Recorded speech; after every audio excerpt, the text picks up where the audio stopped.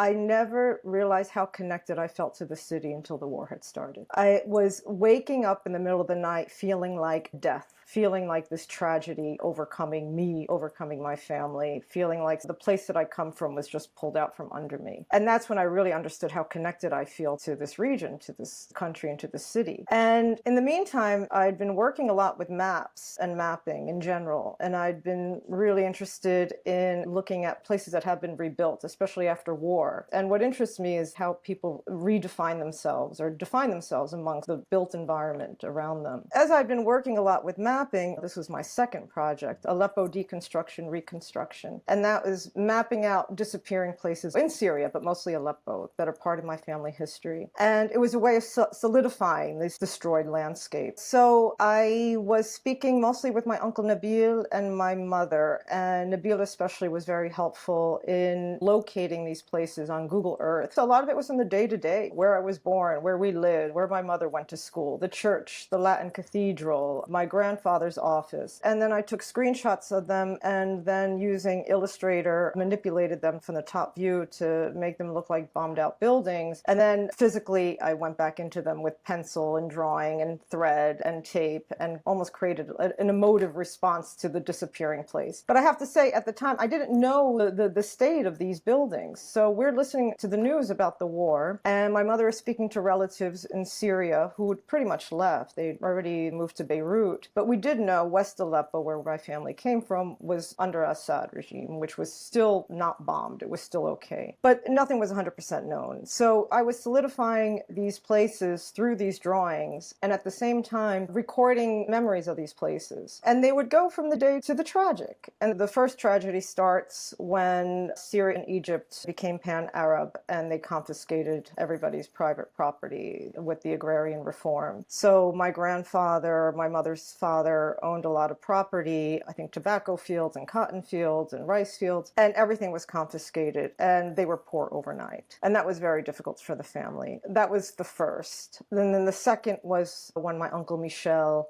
was abducted by the Hafez al-Assad regime in 1978 in Damascus.